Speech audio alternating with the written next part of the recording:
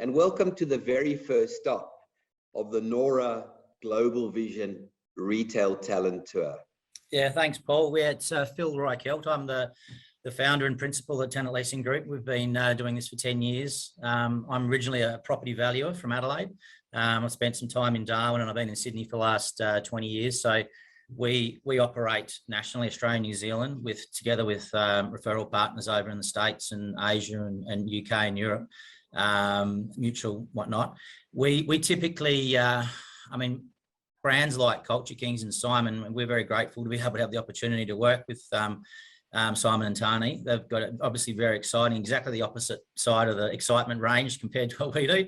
But we try and be with what we've been doing over the last years with valuation and property management and leasing and sales. We sort of dovetailed the business now, Tenant Leasing Group, into a tenant advisory, property advisory business, which we've positioned to have a retail, large format retail industrial bent. So the link between retail and e-commerce and whatnot it's obviously getting larger at the moment, has been for a while, and I think will continue to do so, especially with the demand for industrial property we're seeing out there at the moment in some states, especially our state here, down in Sydney, Western Sydney in particular.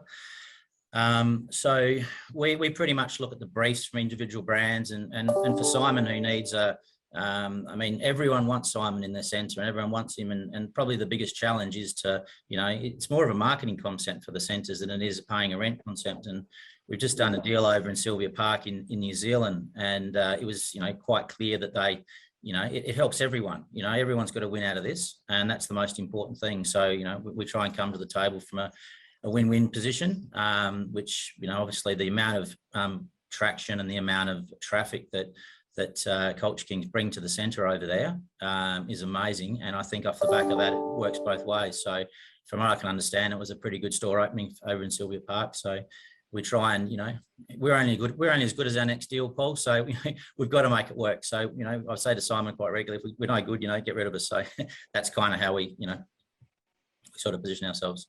Yeah, that's backing yourself. Now, I heard through the grapevine that New Zealand store opening wasn't only good, it was magnificent. I mean, there were customers queuing, it was festive, much like the Culture Kings, that experiential retail.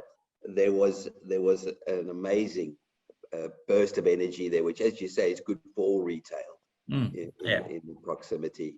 And Phil, I think you and I share a common ex-employee in Australia Post. I mean, it's clearly probably our largest retailer, 4,500 stores around Australia. I saw that. I did see that. Yes. No, one of my first jobs when I got to Sydney was looking after Australia Post. So it was a good introduction to Sydney, because I learned where all the postcodes were, where all the delivery centres were, where all the and whatnot. So between the retail and industrial portfolio, it was a good little entry into what's now has become my own business. So it's really exciting. I mean, these stores do significant amounts of transactional volume.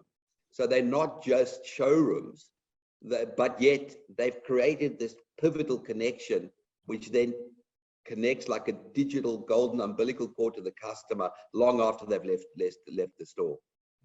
Oh, totally. And I mean, that's half the selling point, and the reason why all these major shopping centres and, owners, high street sort of owners outside the shopping centres are very keen to get the brand from the drive of traffic. And I mean, outside of the power requirements, because you've got all the screens inside, the boot up of the screens and whatnot. Over in New Zealand, there was there's a little room, I haven't seen it yet, where it's an ice room, or a thing where you go and try in the parkers, which is pretty cool. But there's little things, and there's little hidden rooms at the back where Simon's very big on the whole, like the socials in relation to getting access. And I don't understand it totally, and I prefer Simon to talk to it. But the point of it is there's lots of little things, little nooks and crannies within the fit out that you don't find in a normal fit out, which is really exciting. Probably the most exciting thing when you do a deal, normally, this isn't normally a thing when you do a deal, but everyone wants to see the Culture Kings plans, what's sort of next. So we kind of just slowly release them as we go, but they know they're going to get something special, and the next one's always better, and the next one after that's always going to be better again. So, as we go through this process, it's just a matter of making sure we're positioning the store in the right possible location. We'll look at all the lease expiries coming up, whether it's taking half a H&M site, or because most of the stores are about 1,000 square metres, and there is a power requirement as well, as I mentioned before about the screens, because the screens take a little while to boot up because there's a lot of activity and experiential music and whatnot, like you mentioned before, and the height as well for the basketball court. So we've got to make sure we've got, at least 5 metres height. So what are shopping centers doing here domestically? And, how can they work more and closer with the retailers to deliver customers a great experience?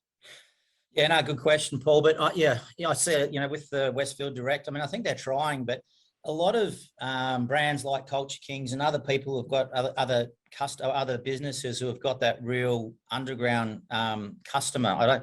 I say that respectfully, but an underground customer is a very good customer because they're very loyal and they keep coming back all the time.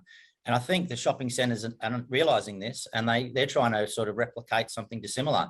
But the difference they've got is they're working off the brand of the shopping centre. I'm not saying it won't work, and it's a great idea, but I think the individual companies who are actually doing it themselves have a lot more loyalty with their customers. So, I mean, over in the States and whatnot, where you see some of the larger owners buying retailers and whatnot, is a bit of a trend. Whether that'll happen over here, who knows?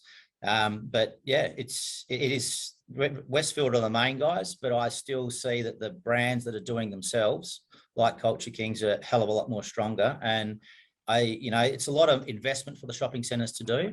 Whereas if the centres can position themselves with brands such as Culture Kings, they get the traffic, they get the customers, and they're able to, the other shops are able to benefit off the back of that. I guess, Phil, back to you. There's quite a lot of conversation domestically and globally about some of the supply chain challenges, which have been really brought about by COVID. I think there are definitely some hiccups in the supply chain. Increasingly, our friends over at Australia Post are looking at ways they can get a little bit closer to the action, delivery on demand. Just, do you have any thoughts, I guess, on the broader retail landscape, particularly that industrial, warehousing versus store, meat store? Just some broad views, I suppose, closing commentary, Phil, before we hand over to our next country. Yeah, no, absolutely, Paul. It is interesting. I mean, we don't have the 25 ships sitting off the, the west coast of America, but we've got our own little challenges about getting, materials for builds.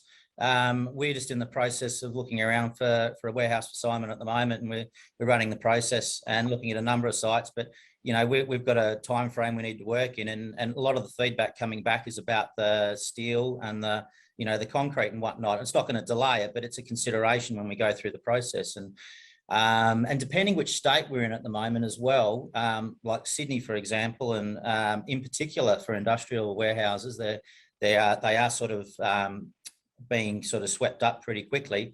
I mean, we've tried to position ourselves with, the relationships with all the major landlords. So, we go and speak to them all and try and get an idea when sites are coming up and whatnot, so we can sort of plug into their pipeline and if there's going to be any defaults. Because I've actually asked a few of the major landlords, do you think there's going to be any defaults going forward? Because everyone's just, it's ridiculous. What used to be a cheeky retail leasing executive is now a cheeky industrial leasing executive, with all due respect to the buggers.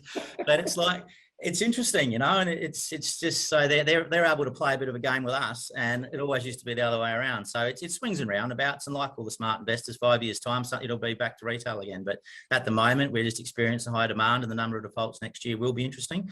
But once again, depending on which state you're in, will depend on what the availability is and what the rents are and the incentives and all those types of things. But they're probably the main things. And the real push for e-commerce, food distribution, frozen goods, whatnot. But e-commerce is the big in demand, pretty much across the board. But yeah, but rates are going through the roof.